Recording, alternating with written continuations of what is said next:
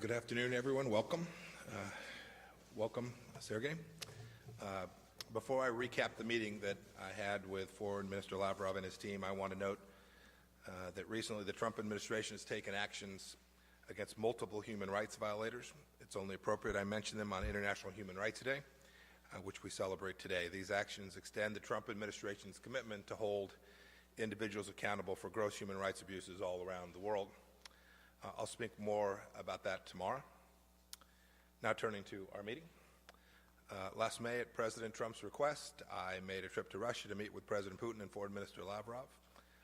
The reason was pretty straightforward. We should have a better relationship, the United States and Russia, than we've had in the last few years, and we've been working on that since that moment. Our bilateral ties are, of course, complicated. We cooperate in some areas. In other places, we compete. Over the course of my visit, Foreign Minister Lavrov and I agreed to continue the hard work that diplomats engage in. We agreed to keep our lines of communications open and keep our conversations candid as well. Our talks today continued that. We touched on counterterrorism, counter-narcotics. Our intelligence law enforcement professionals cooperate in these areas on a daily basis, and we'll keep doing so, and we'll aim to make that cooperation even more refined and better. On Syria, we are committed to working through UN Security Council Resolution 2254 to find a political solution to the crisis there in Syria. I think we agree that there's no military solution, and we both want to ensure that Syria never again becomes a safe haven for ISIS and other terrorist groups. That same thing goes for Afghanistan as well, and we talked about the cooperation that our two countries have had on the issue that faces us in Afghanistan. Today, too, we agreed on the final, fully verified denuclearization of North Korea as our joint objective. I raised the importance of sanctions enforcement with Foreign Minister Lavrov today. These are all good, positive areas where our two countries have cooperated and will continue to do so. There are other places where there are greater challenges. Venezuela is one of them. The longer that Nicolas Maduro hangs on to power, the deeper the misery of the Venezuelan people. We've asked the Russian government to support the aspiration for democracy and the legitimacy of interim President Juan Guaido, and the call that we have made for free and fair presidential elections. We also spent a fair amount of time talking about Ukraine. It was a major part of our conversations. Foreign Minister Lavrov just returned from Paris, where President Putin and President Zelensky had substantive conversations. I'm proud of what this administration has done in the defense of that country's sovereignty and security. I reiterated to Foreign Minister Lavrov that Crimea belongs to Ukraine and that the resolution of the conflict in eastern Ukraine begins with adherence to commitments made under the Minsk agreements. President Trump, too, is eager to pursue arms control with Russia and with China. We talked about that at great length today. It has to be verifiable, enforceable, include all the partners who have the ability to impact strategic security around the world. And then, too, I had the chance to raise the issue of U.S. citizens like Paul Whelan who have been detained in Russia. Bringing home our citizens abroad as soon as possible is one of President Trump's highest priorities. We had a success this past weekend. And then on the question of interference in our domestic affairs, I was clear. It's unacceptable. And I made our expectations of Russia clear. The Trump administration will always work to protect the integrity of our elections, period. Should Russia or any foreign actor take steps to undermine our democratic processes, we will take action in response. And finally, I want the Russian people to know that the sanctions the United States has levied on Russian individuals and entities are no way targeted at the Russian people. We have no quarrel with law-abiding citizens, and we'll keep working on the diplomatic level to get this relationship right. I want to thank you, Sergey, Foreign Minister Lavrov, for coming to Washington. I look forward to our continuing conversations in the future. Thank you, sir. Ladies and gentlemen, first and foremost, I would like to express my gratitude to Secretary Pompeo for the opportunity to meet here in Washington. We have accepted the invitation to visit the United States as a response visit After Secretary Pompeo traveled to the Russian Federation, to Sochi in May this year, there was a meeting with the President of the Russian Federation, as well as our meaningful, rather lengthy negotiations. We meet each other regularly, and we regularly talk on the phone when necessary. Today's meeting has confirmed that it is useful to talk to each other. However difficult this period in our relation is, and including the global affairs, talking to each other is always better than not talking to each other. We have thoroughly discussed bilateral situation in our affairs. We spoke about strategic stability, arms control, and we spoke frankly and businesslike. We were trying not only to listen to each other, but to hear each other. It's an open secret that we have different views on different things, and it would be naive to think that overnight we could achieve mutual understanding on key issues. But I believe that was always so. More or less, there is no 100% coincidence in positions, and the diplomacy is basically trying to find solutions that would not infringe on vested interests of each other's side, but that would allow to avoid conflicts and rather promote constructive cooperation. Indeed, we agree with our American partners, just like Mike just said. The situation when two leading major nuclear powers have accumulated differences, that is not acceptable. It does not benefit our countries or the international community. That creates additional tension in global arena and in the world on the whole. So we will continue our dialogue. We have reciprocal intent to do that, and we have opportunities how to normalize our bilateral relations. We understand that our joint work was hindered and it continues to be hindered by the wave of suspicions that has overcome Washington. We have highlighted once again that all speculations about our alleged interference in domestic processes in the United States are baseless. There are no facts that would support that. We did not see these facts. No one has given us this proof because simply does not exist. I'd like to remind you that when the first statements on this topic began, that was on the eve of the presidential election in 2016, we used the channels that existed back then between Moscow and Washington together with Barack Obama. We have asked many times our American partners about the opportunity to deal with these suspicions that were expressed in October 2016, all the way up to President Trump's inauguration. There was no response. All our appeals, when we were saying, if you suspect us of something, please put the facts down on the table. Let's discuss it. It had zero response. So all that continued after the inauguration of the new administration, after the inauguration of President Trump. We suggested to our colleagues that in order to dispel all suspicions that are baseless, let us publish this closed channel, the correspondence starting from October 2016 till November 2017. So it would all become very clear to many people. However, regrettably, this administration refused to do so. But I'd like to repeat once again, we are prepared to do that, to publish the correspondence that took place through that channel would clear many matters up, I believe. Nevertheless, we hope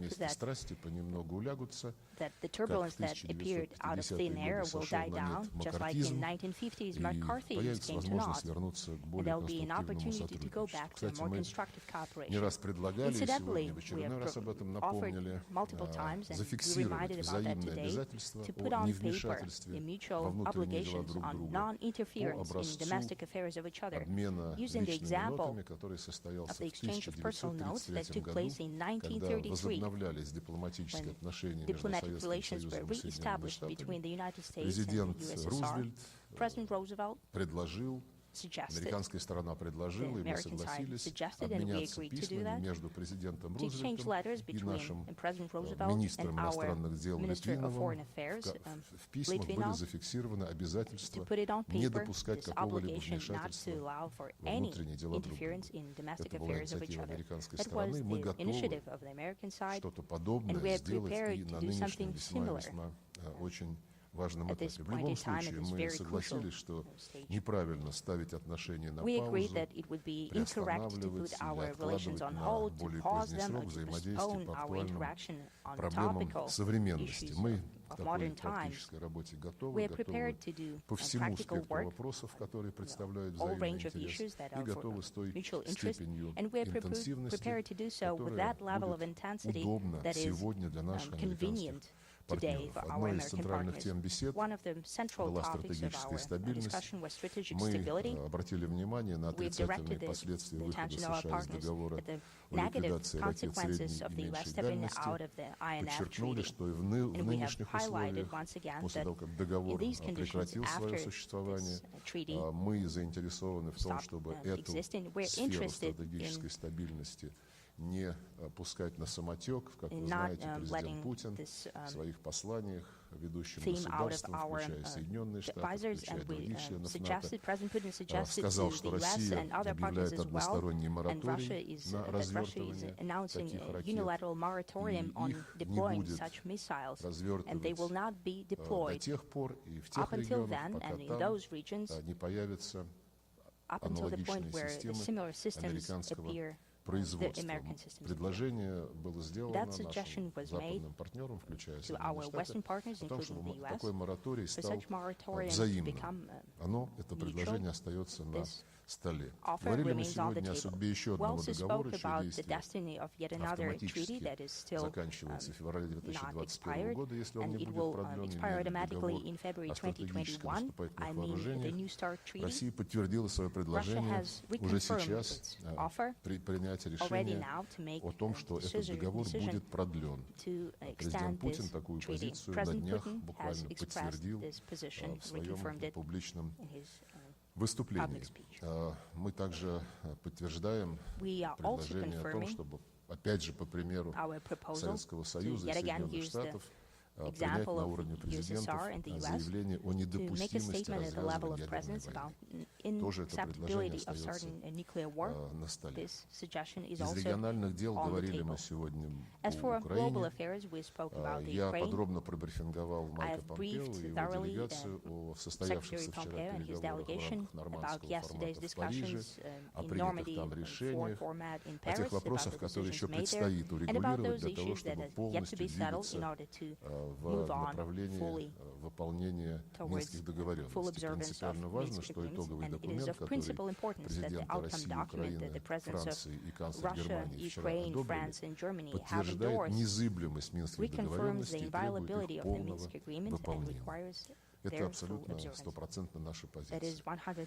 Говорили мы и о необходимости продолжать дискуссии о путях преодоления кризиса вокруг иранской ядерной программы. Вы знаете нашу позицию. Мы считаем, что необходимо сделать все, чтобы спасти совместный всеобъемлющий план действий по обеспечению мирного характера иранских ядерных исследований. Мы, конечно, очень обеспокоены ситуацией, которая складывается в Персидском заливе, в Ормузском проливе, и выступаем за то, чтобы все страны, которые хотят обеспечивать там безопасность судоходства и мореплавания, рассмотрели предложение, которое российская сторона внесла. Оно касается налаживания диалога о создании системы коллективной безопасности в районе Персидского залива. Мы уже провели на уровне политологов, экспертов, научного сообщества в сентябре этого года в Москве специальный семинар. Многие страны региона, включая many countries of the арабские region, страны including Персидского the залива Arab states of приняли the в нем Persian Gulf, участие, that have ряд европейских taken part in ученых. that, as well as a Мы number of приглашали European также и scientists. представителей We have Соединенных also Штатов. invited Надеемся, U.S. что в следующий раз representatives, они в and we таком hope that мероприятии next time примут they will take part участие. in such Как an сказал event. госсекретарь, говорили мы As о Secretary ситуации Pompeo вокруг has said, we Венесуэлы. spoke about the Россия situation around неизменно Venezuela. выступает за то, что Russia именно сам consistently венесуэльский народ promotes the idea that должен it should определять be свое будущее, и Venezuelan-led, те and the ростки people should define their диалога, future. которые And those сначала sprouts of dialogue наблюдались в так that называемом were формате first seen Осло, in the Oslo format, был, к сожалению, подвешен, that а сейчас unfortunately is in наблюдается limbo в right рамках now. круглого стола между That правительством dialogue that we are seeing in the и round умеренной table оппозицией between the moderate дадут opposition and the government нужные результаты, и кризис would будет yield the урегулирован necessary result, and исключительно the crisis мирным will be settled способом. through Говорили peaceful о means ситуации на only. Корейском We spoke полуострове. about the situation in the Мы Korean Peninsula. выступаем за денуклеаризацию We're Корейского promoting полуострова. И в denuclearization of этом the Korean контексте рассматриваем Peninsula. весьма и And весьма against that важными backdrop, контакты we между see that Соединенными Штатами we и believe Корейской contacts between Народно-Демократической the US Республикой. and DPRK are Надеемся, very что important. наша позиция, We которую hope мы that сейчас the position тоже обсудили that с we have also discussed госсекретарем, with Secretary позиция России Pompeo, и Китая, мы the position с of Russia китайцами and координируем China, наши we're подходы coordinating к этим our вопросам, approaches with China будет on these полезно matters. для That will be useful определения Вашингтоном своей in order дальнейшей for линии в Washington условиях to нынешнего define their пока future тупика path, considering the в current переговорном процессе. Мы убеждены, что stalemate для in the negotiation преодоления этого process. тупика We believe необходимо that in order to двигаться get out of this на impasse, основе встречных it is necessary to move forward действий, with reciprocal действия, и measures, measure for measure. на таком направлении мы готовы всячески активно We're помогать prepared to actively aid on преодолению this нынешней track in order ситуации. to Мы говорили overcome the про current Сирию. situation. We spoke Резолюция about Syria. 2254, Resolution она 2254 охватывает все encompasses рамки, которые all должны frameworks определять that движение need to define по the урегулированию во movement всех его forward аспектах. toward the Подчеркнули settlement in all необходимость aspects. We have дальнейшего highlighted the need for сотрудничества further России и Соединенных cooperation Штатов, between других Russia and игроков the по US, as окончательному well as искоренению other терроризма на сирийской stakeholders in order территории, to finally eliminate необходимости terrorism on решения Syrian гуманитарных territory, проблем и, in order to конечно же, solve необходимость humanitarian issues, as well as the устойчивого, need for конструктивного a политического sustainable, процесса, constructive который political был начат process в that Женеве was в that рамках has begun in Geneva, Конституционного комитета, в рамках within the которого Constitutional Committee, сирийские стороны where the Syrian должны side договориться о have to будущем agree about the своей future страны. of their country. Говорили мы о других We spoke очагах about напряженности на other Ближнем hotbeds Востоке, of на севере tension Африки. in the Там Middle их East and немало, в north of частности, Africa. There are many of them по-моему, у there. нас есть общая In particular, I believe заинтересованность we have mutual более interest тесного, в более about тесном on диалоге closer по ливийскому cooperation on the урегулированию. Мы Libyan settlement. сотрудничаем и по ситуации We're вокруг cooperating Йемена. И, on the конечно, situation around Yemen. очень важно And of держать course, в поле it is зрения very important палестино-израильское keeping our урегулирование, eyesight которое the откровенно Palestine-Israeli буксует и settlement that is находится apparently в критическом stalling and it состоянии. is in critical condition. Говорили мы о двусторонних We делах, also как я spoke уже сказал. about our bilateral affairs, Президенты and России и as I have США already еще said, на presidents of the US and саммите Russia в Хельсинки back в in their, during 2018 the summit году, in а Helsinki in затем на 2018, встрече and later в at their Осаке meeting в июне in этого Osaka года in June this year, договорились о целом ряде agreed about конкретных a шагов. whole number Вот of в качестве specific одного из steps. результатов And возобновлен as one of the results, there год is назад there контртеррористический was диалог, renewed уже состоялось counterterrorism несколько dialogue. раундов. It took Он place 1 year позволяет ago, and делать более several rounds have эффективным already taken борьбу place. с That этим allows for a злом more efficient и fight для against this России, для scourge, США, и для всего both мирового for Russia, сообщества. the US, Мы and рассчитываем, as что well as этот формат global community. сохранит We expect that высокую this format интенсивность, и will после remain смены американского сопредседателя, intensive сейчас им является господин Джон exchange, Салливан. and now we Как have мы понимаем, Mr. John он Sullivan, завтра and there will be a будет на change of слушаниях в leadership there. Сенате по He'll вопросу о be назначении taking послом place, в Российскую taking Федерацию. part in hearings in Мы Senate about знаем его как his appointment to the Russian высокопрофессионального, Federation. опытного We know him as a very дипломата. highly Будем рады professional с ним сотрудничать. diplomat. Will be Разумеется, happy to исходим из того, cooperate with что и him. наш посол в Naturally, we Вашингтоне believe that будет our ambassador to получать Washington тоже would also receive the такую же same поддержку. level of support. Ну и по экономике, As for несмотря на санкции, economy, которые, как despite the известно, sanctions вредят that, всем, as it is well торговля known, двусторонняя при президентстве do not Дональда benefit Трампа anyone. уверенно The росла trade с during уровня President Trump's 20 миллиардов долларов, на который residing, we эту had торговлю, этот объем торговли continued низвел growth президент from Обама. $20 Президент billion США that was по итогам President этого Obama's года level. помог Now достичь President Trump, уровня as of this year, 27 миллиардов, это have почти helped на одну reach треть the level of увеличения, 27 и billion. это That's означает и more, новые рабочие around места one-third of growth. в обеих That means странах, и more рост jobs прибыли in both countries. производителей. И думаю, что если придать такой кооперации дополнительные стимулы, то результаты будут еще более взаимовыгодны. Мы согласились продолжать искать пути снятия различных раздражителей в двусторонней сфере. Это и ситуация с арестом российских граждан за рубежом, это и ситуация в визовой сфере, как для наших делегаций, которые участвуют в международных мероприятиях на территории США, так и для дипломатов. Это, конечно же, ситуация с дипломатической недвижимостью. Договорились, что наши заместители продолжат конкретный разговор по всем этим вопросам, который мы хотим сделать конструктивным, а самое главное, результативным. В целом, в завершении скажу, что при всех трудностях и разногласиях потенциал нашего сотрудничества большой, как в экономике, так и в других областях, и в интересах обеих стран использовать этот потенциал на полную силу и развивать отношения во благо себе и всему мировому сообществу. Мы на это настроены и сегодня почувствовали взаимный аналогичный настрой американской стороны. Я признателен Майку Помпео. Мы хотим диалог продолжать, и я приглашаю его в удобное время посетить Российскую Федерацию. Спасибо. Thank you. Thanks for the invitation. Please. We'll start with Rich Edson, Fox News.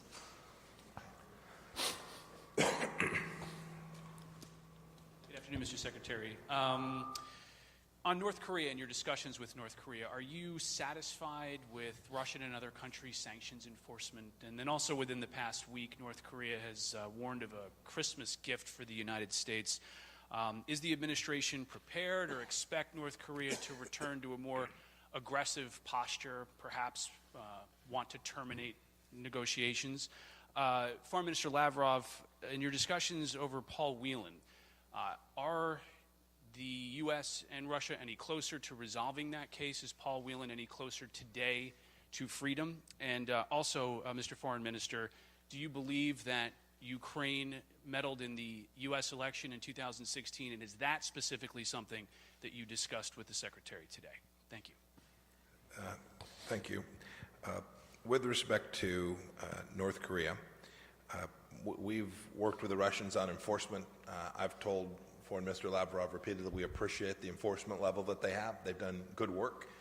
These are UN Security Council resolutions. These aren't American sanctions per se. These are all driven by the UN Security Council, resolutions that the Russians voted for themselves.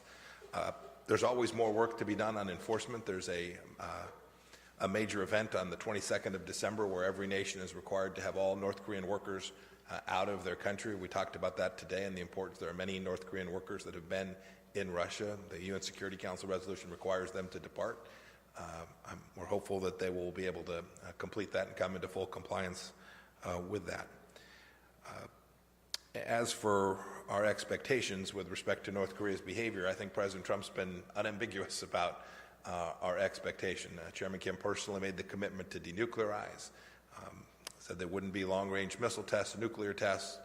All of those are commitments that we are very hopeful that the North Koreans will continue to abide by. We continue to work to try and develop places where we can communicate, negotiation mechanisms where we can talk to them about paths forward to achieve the denuclearization that both Foreign Minister Lavrov and I are determined to help the North Koreans achieve. It's a place where we have overlap on our objective. We need to jointly figure out a way together to assist the North Koreans to get there so that North Korea can, and the North Korean people can have the brighter future that President Trump has spoken so often about. As for North Korea, I would like to add a few words on that. You asked whether the U.S. is satisfied with the enforcement of sanctions against North Korea. Sanctions by the UN Security Council. Indeed, sanctions are an instrument that is being used by the UN Security Council. However, that resolution does not deal only with sanctions. They also include the need to engage more actively in the political process, and that is often being lost.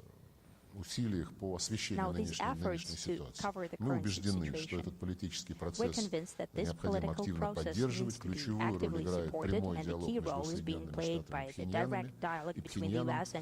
Мы выступаем за его возобновление и уверены, что диалог может принести результат исключительно, если он будет развиваться, как я уже сказал, на основе встречных шагов. Нельзя требовать от Северной Кореи сделать все и сразу, и лишь потом вернуться к решению вопросов обеспечения безопасности, снятия санкций и прочего. Гуманитарная ситуация в Северной Корее требует срочных шагов, которые позволили бы понять о готовности мирового сообщества не только требовать выполнять условия резолюции, но и готовности мирового сообщества реагировать на абсолютно легитимные экономические, гуманитарные нужды Северной Кореи. Сейчас даже те товары, которые никакими санкциями не охвачены, ни ООНовскими санкциями, ни американскими санкциями, очень трудно доставлять в Северную Корею, потому что компании-производители и транспортные компании просто боятся, что за одно только упоминание, что они имели пусть легитимный бизнес, но все-таки с Северной Кореей, их могут опять наказать. Эта ситуация нас вот и завела примерно в тот тупик, в котором мы сейчас находимся. Конечно, мы призываем руководство Северной Кореи к сдержанности и рассчитываем, что условия для возобновления диалога будут созданы. Что касается Пола Уиллана, уже в сентябре было завершено следствие, обвинительное заключение находится у него на ознакомлении. Сейчас только от него зависит, когда он завершит со своими адвокатами знакомиться с этим документом, тогда будет и судебный процесс, который позволит поставить точку в этом деле, а после чего можно будет уже на основе имеющихся между нами двусторонних документов, официальных правоохранительной сфере, принимать те или иные решения. Отмечу, что много разговоров о здоровье Пола Уиллана. Мы относимся к этому вопросу с полной серьезностью. Наши врачи регулярно его осматривают. Он жаловался на паховую грыжу, ему было предложено прооперировать паховую грыжу. Он затем отказался от этой операции. Но хочу также отметить, что Пол Уиллан, может быть, эта тактика, которую выбрали его адвокаты, ведет себя вызывающе. Он угрожает своим сотрудникам Федеральной службы исполнения наказаний, грозит просверлить им голову дрелью и делает очень многие другие аррогантные высказывания. Если цель этих действий, наверное, адвокаты ему должны советовать, как себя вести. Если цель этих действий заключается в том, чтобы создать себе образ мученика, то это, наверное, неправильно и нечестно. Мы, повторю еще раз, действуем в полном соответствии с нашим законодательством и с теми международными нормами, которые в данном случае применимы. И вопрос касательно Украины и выборов Соединенных Штатов в 2016 году, он к нам не имеет никакого отношения. Это вопрос между двумя суверенными государствами, но косвенно, наверное, он позволяет лучше понять абсурдность тех обвинений, которые в наш адрес выдвигались, будто бы мы вмешивались в выборы 2016 года. О том, что мы готовы придать гласности переписку между нами и американской администрацией по поводу обвинений во вмешательстве, я уже говорил. Будем готовы, как только Вашингтон даст подтверждение своего согласия, придать гласность эти важные документы для общественности документы.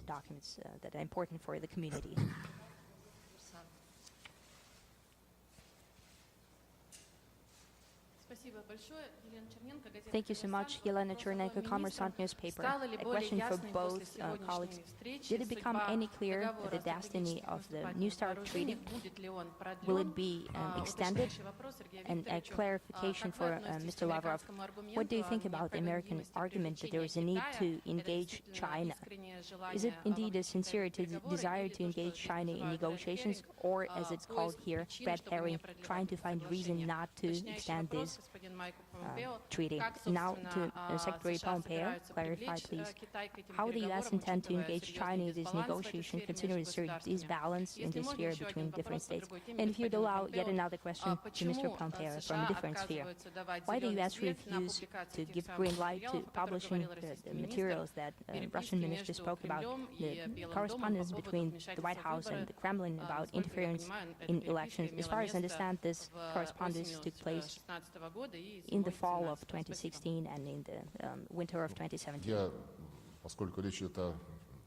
Well, since we're talking about the extension of the New START treaty, I'd like to say that, as I have already said in my initial remarks, Russian President spoke again about Russia's preparedness to right now agree on its extension in order to alleviate the tension for global community, considering that the last instrument of arms control between the U.S. and the Russian Federation will be not destroyed, but it will just not be in force anymore. And we are prepared to do that even today. And the ball is in our American partners' court. As for China, the President spoke about that multiple times. China is prepared to engage in that, to join that. We'll support such an approach. And in that case, we'll need to look at other nuclear powers, both official and unofficial. China spoke clearly that they will not take part in any negotiations, because neither on the number or the structure of their nuclear arsenal, they're not on par with Russia and the U.S. We spoke about that today. We looked at the statistics provided by the Swedish Research for Peace, provided on China, on Chinese nuclear arsenal, in comparison with Russian and the U.S. arsenal. And of course, we're talking about big figures, big difference in figures. Of course, if China is prepared to do that, we're prepared to review a multilateral process in nuclear disarmament. Nevertheless, as President Putin has said to Secretary Pompeo in Sochi in May this year, this situation naturally requires negotiations, because there is no specific offer on the table by our American partners. And it will take some time. And in the meantime, in order to create a vacuum for U.S. and Russia, still major nuclear powers, could talk about extension of the New START treaty and calm down the international affair. That will be good. I'll take your second question, then I'll return to the important conversation on our strategic dialogue, strategic arms control.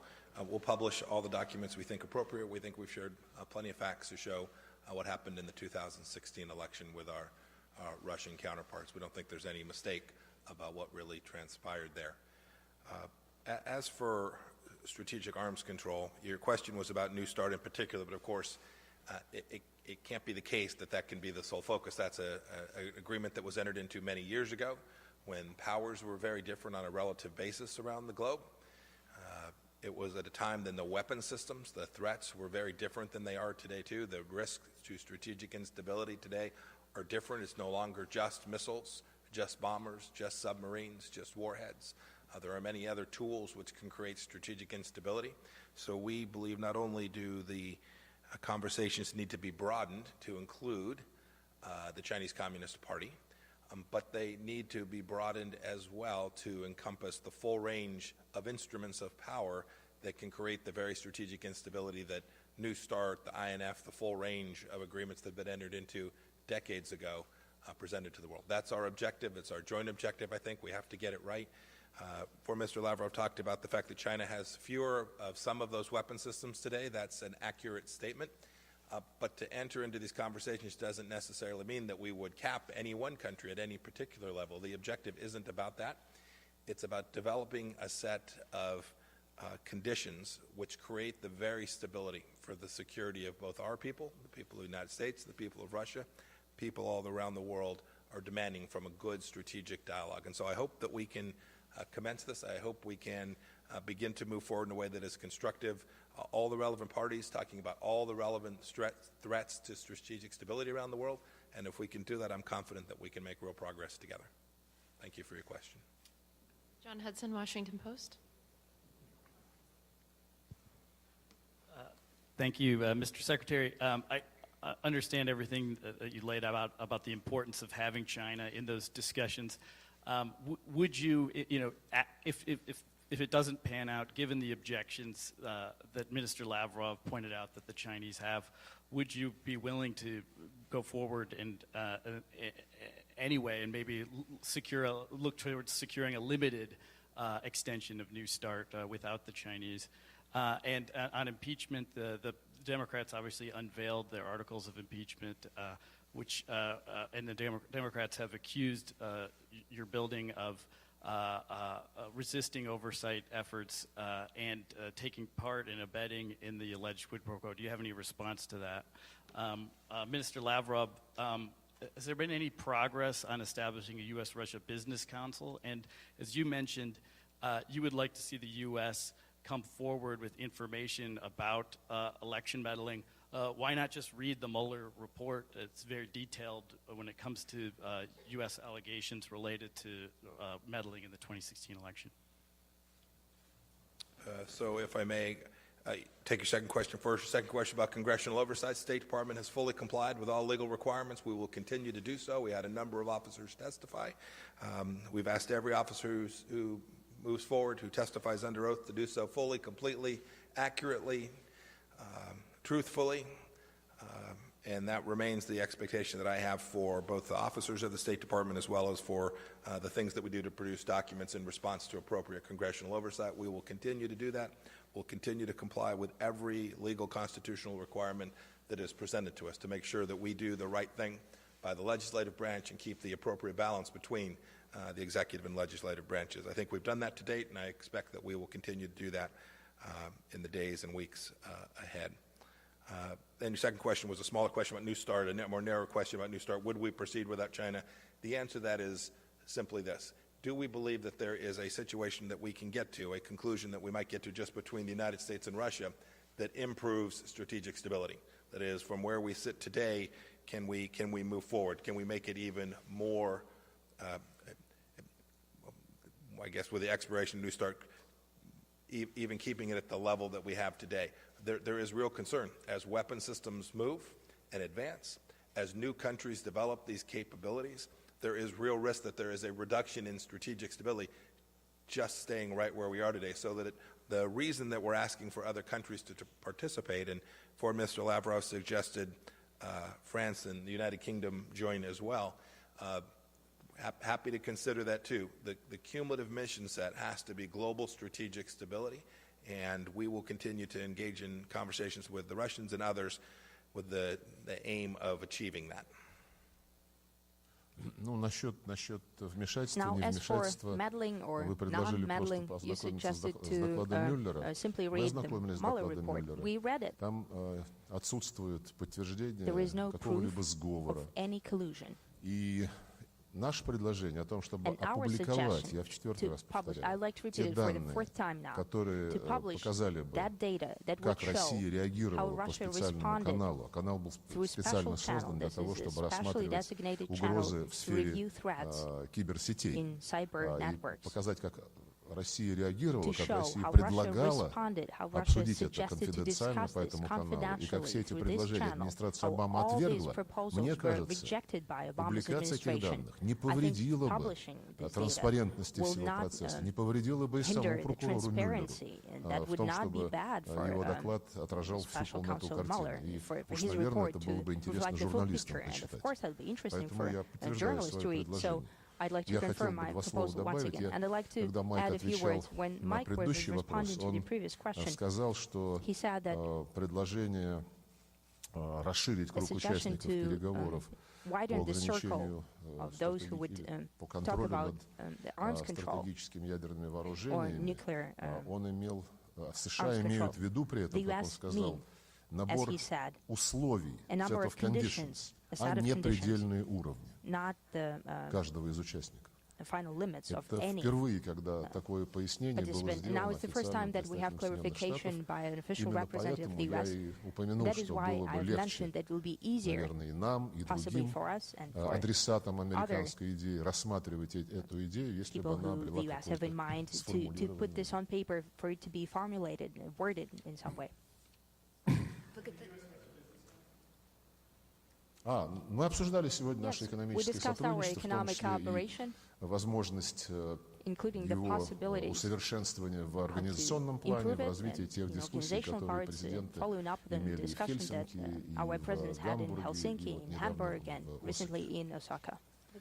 Just add there, I think there'll be, I think there'll be in the not too distant future some significant announcements about economic efforts between our two countries, and we hope to be able to do that before too terribly long.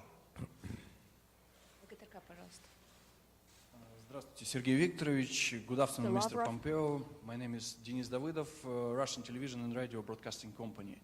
During your recent interview, you said that President Trump asked you to work on improving business relations between the two countries.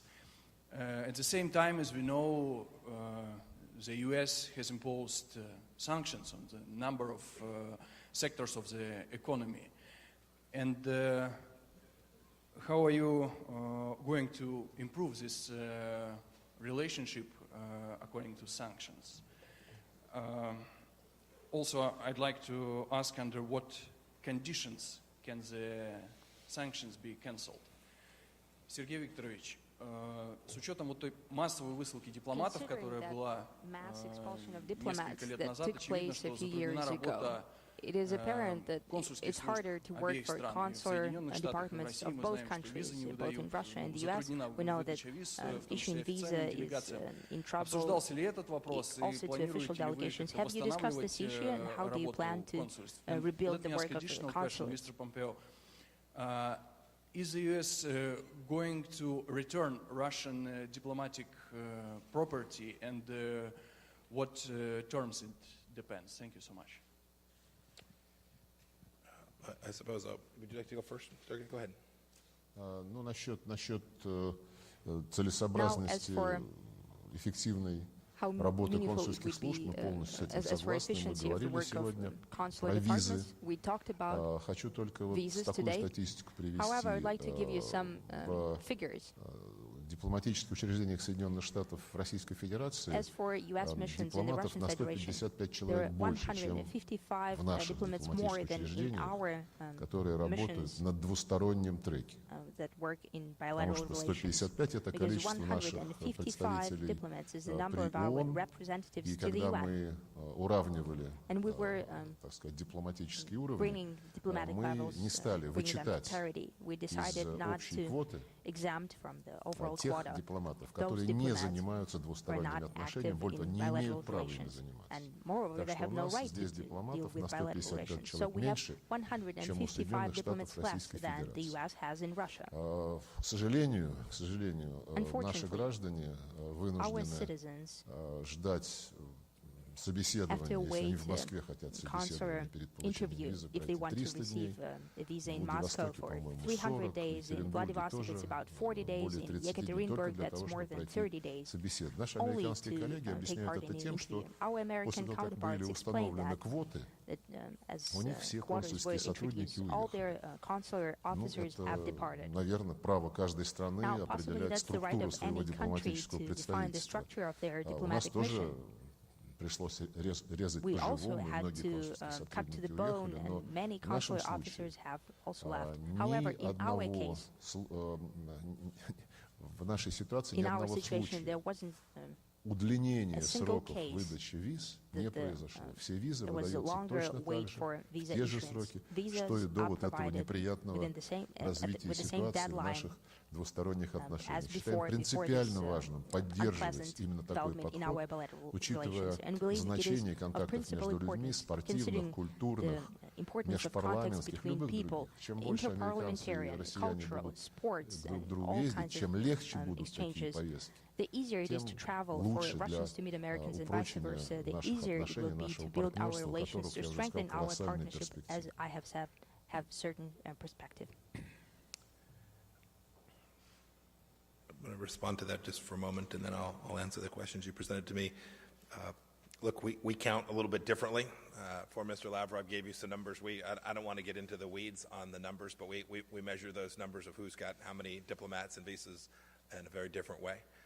But what's important is that we make sure we're delivering on behalf of each of our two countries in a way that keeps each of our two countries consistent with the Vienna Conventions and consistent with the important relationship between the United States and Russia. And we're determined to do that. We talked about that today. There have been conversations among my team and for Mr. Lavrov's team in the last handful of weeks on this very set of issues, and we're working to make sure that any of the problems we work through we can resolve. I'm very confident the United States Consular Service is every bit as efficient as the Russian Consular Service, and that we can deliver on behalf of the visa program in a way that's consistent with the important relationship between our two countries.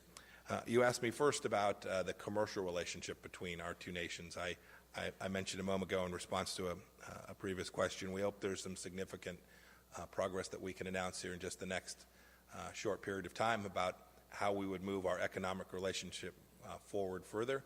Foreign Minister Lavrov spoke about the increase in trade, over 25% increase in trade between the United States and Russia over the course of the Trump administration. We hope we can continue to do that. That's been done in the face of what are significant sanctions that we believe are appropriate given U.S. policy, U.S. law, and the risks that are presented.